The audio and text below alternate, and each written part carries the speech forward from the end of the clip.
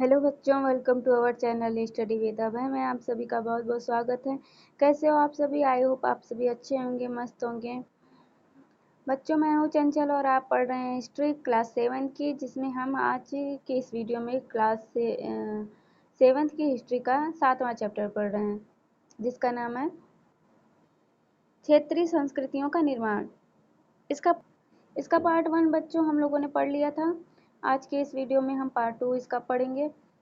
हम लोगों ने जहाँ से इसको छोड़ा था वहाँ से समझते हैं, फिर से आगे देखते हैं।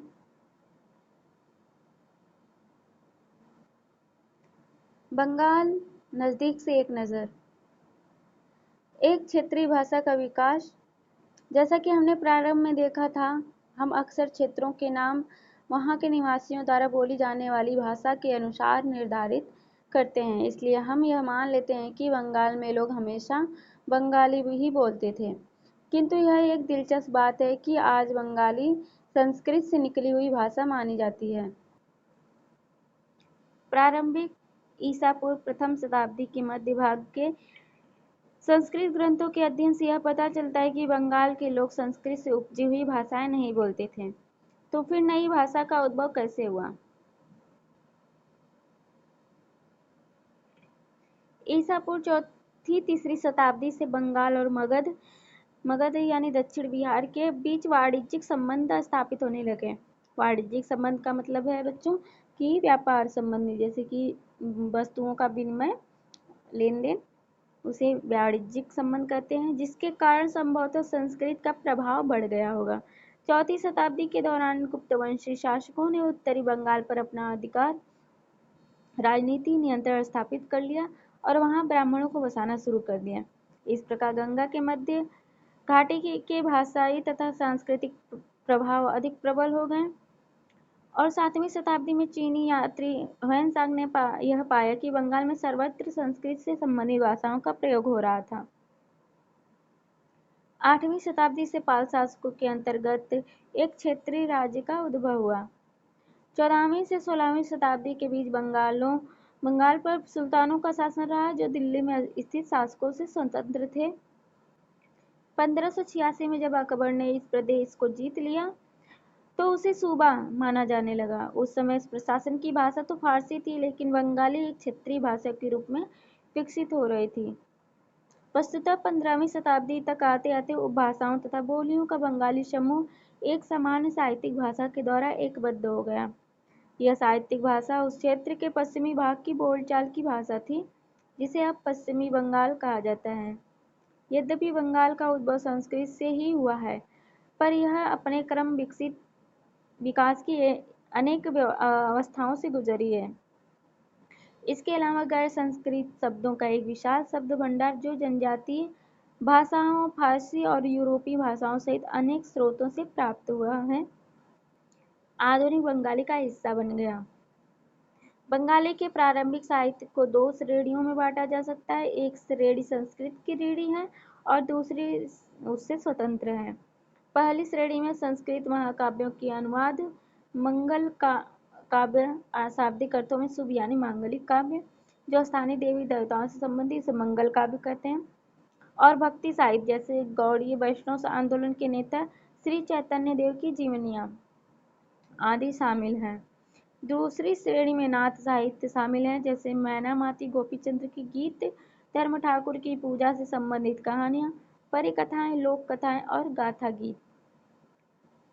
मैनामती, गोपीचंद्र और धर्म ठाकुर नाथ लोग सन्यासी होते थे, जो तरह तरह के यौगिक क्रियाएं करते थे। यह गीत विशेष, जो अक्सर अभिनीत किया जाता है, यह बताता है कि रानी मैनामती ने अपने पुत्र गोपीचंद को अनेक बाधाओं के समक्ष सन्यास का मार्ग अपनाने को किस प्रकार प्रोत्साहित किया था। धर्म ठाकुर एक क्षेत्रीय लोकप्रिय देव हैं, जिनकी पूजा अक्सर एक पत्थर या काठ की मूर्ति के रूप में की जाती है। पहली श्रेणी के ग्रंथों का काल निर्णय करना अपेक्षाकृत सरल है, क्योंकि ऐसी अनेक पांडुलिपियां पाई गई हैं जिनमें यह इंगित किया गया है कि उनकी रचना 15वीं शताब्दी के उत्तरार्ध और 18वीं शताब्दी के मध्य भाग के बीच की गई थी। दूसरी श्रेणी की कृतियां मौखिक रूप से कहीं सुनी जाती थीं, इसलिए उनका काल निर्णय सही नहीं किया जा सकता है। वे खास तौर पर पूर्वी बंगाल में लोकप्रिय थी, जहां ब्राह्मणों का प्रभाव अपेक्षाकृत कम था।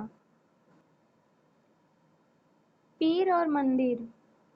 16वीं शताब्दी से लोगों ने बड़ी संख्या में पश्चिम बंगाल के कम उपजाऊ क्षेत्र को छोड़कर दक्षिण पूर्वी बंगाल के जंगली तथा दलदली इलाकों में प्रवास करना शुरू कर दिया। ज्यों-ज्यों वे पूर्व की ओर बढ़ते गए, वे जंगलों को साफ करके भूमि में धान की खेती करने लगे। सने-सने स्थानीय मछुआ तथा स्थानांतरी खेती करने वाले लोग, जो अक्सर जनजातीय थे, किसानों के नए समुदाय में शामिल हो गए। इन्हीं दिनों बंगाल पर मुगलों का नियंत्रण स्थापित हो गया, जिन्होंने पूर्वी डेल्टा प्रदेश के केंद्रीय भाग में स्थित ढाका नगर में अपनी राजधानी स्थापित की। अधिकारी और कर्मचारी लोग भूमि प्राप्त करके अक्सर उस पर मस्जिदें बना लेते थे, जो इन इलाकों के धार्मिक रूपांतरण के केंद्रों के रूप में काम आती थीं। प्रारंभ में बाहर से आकर यहाँ बसने वाले लोग अस्थिर परिस्थितियों में रहने के लिए कुछ व्यवस्था तथा आश्वासन चाहते थे। ये सुख सुविधाएं तथा आश्वासन उन्हें समुदाय के नेताओं ने प्रदान की। ये नेता शिक्षकों और निर्णायकों की भूमिकाएं भी अदा करते थे। कभी कभी ऐसा समझा जाता था कि इन नेताओं के पास अलौकिक शक्तियां, स्नेह और आदर से लोग इन्हें पीर कहा करते थे। इस पीर श्रेणी में संत या सूफी और अन्य धार्मिक महानुभाव, साहसी उपनिवेशी, देवत्व प्राप्त सैनिक योद्धा, विभिन्न हिंदू एवं बौद्ध देवी देवता और यहाँ तक कि जीवात्माएं भी शामिल थे। पीरों की पूजा पद्धतियां बहुत ही लोकप्रिय हो गईं और उनकी मज़ारें बंगाल में सर्वत्र पाई जाती हैं। बंगाल में 15वीं शताब्दी के बाद वाले वर्षों में मंदिर बनाने का दौर जोरों पर रहा। 19वीं शताब्दी में आकर समाप्त हो गया। हमने देखा है अध्याय 2 में कि मंदिर और अन्य धार्मिक भवन अक्सर उन व्यक्तियों समूहों द्वारा बनाए जाते थे जो शक्तिशाली बन रहे थे। वे इनके माध्यम से अपनी शक्ति भक्ति भाव का प्रदर्शन करना चाहते थे। बंगाल में साधारण ईंटों और मिट्टी गारे से अनेक मंदिर निम्न सामाजिक समूहों जैसे कालू, तेली, कंसारी, घंटा धातु के कारीगर आदि के समर्थन से बने थे। यूरोप की व्यापारिक कंपनियों के आने से नए आर्थिक अवसर पैदा हुए। इन सामाजिक समूहों से संबंधित अनेक परिवारों ने इन अवसरों का लाभ उठाया।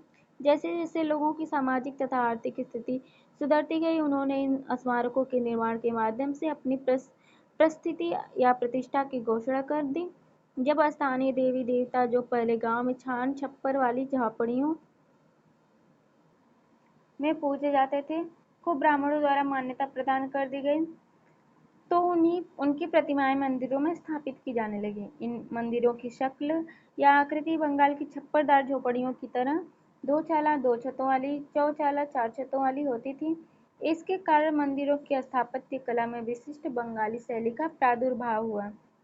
अपेक्षाकृत अधिक जटिल चौचाला यानी चार छतों वाली ढांचे में चार त्रिकोणीय छतें चार दीवारों पर रखी जाती थीं, जो ऊपर तिर्यक रेखा या एक बिंदु तक जाती थीं।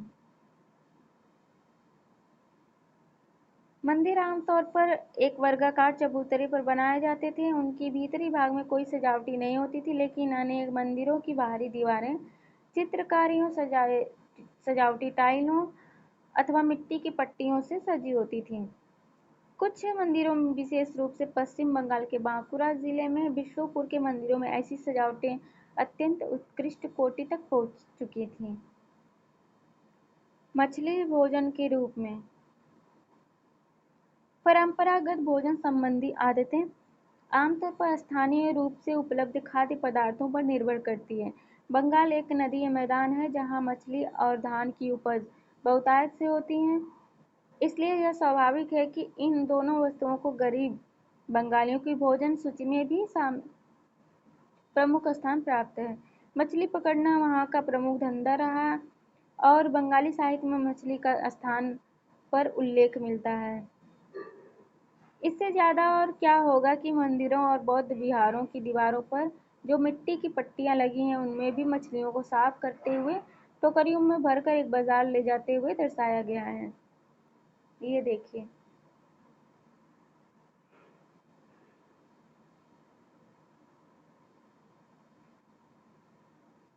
घरेलू उपयोग के लिए मछली तैयार करते हुए विशाल लक्ष्मी मंदिर से पकी मिट्टी का एक फलक आराम बाग। ब्राह्मणों को सामिल भोजन करने की अनुमति नहीं थी, लेकिन स्थानीय आहार में मछली की लोकप्रियता को देखते हुए ब्राह्मण धर्म के विशेषज्ञों ने बंगाली ब्राह्मणों के लिए इस निषेध में ढील दे दी। बृहद्रम पुराण, जो बंगाल में रचित 13वीं शताब्दी का संस्कृत ग्रंथ है, ने स्थानीय ब्राह्मणों को कुछ खास किस्मों की मछली खाने की अनुमति दे दी। तो बच्चों, इस चैप्टर में हमारा कैसे एक क्षेत्रीय संस्कृति का, क्षेत्रीय भाषा का, क्षेत्रीय जो खान पान का कैसे विकास हुआ, इसको हम लोगों ने देखा। इस चैप्टर में जितने भी क्षेत्र की बात हुई है इस मैप में दिया हुआ है आपको।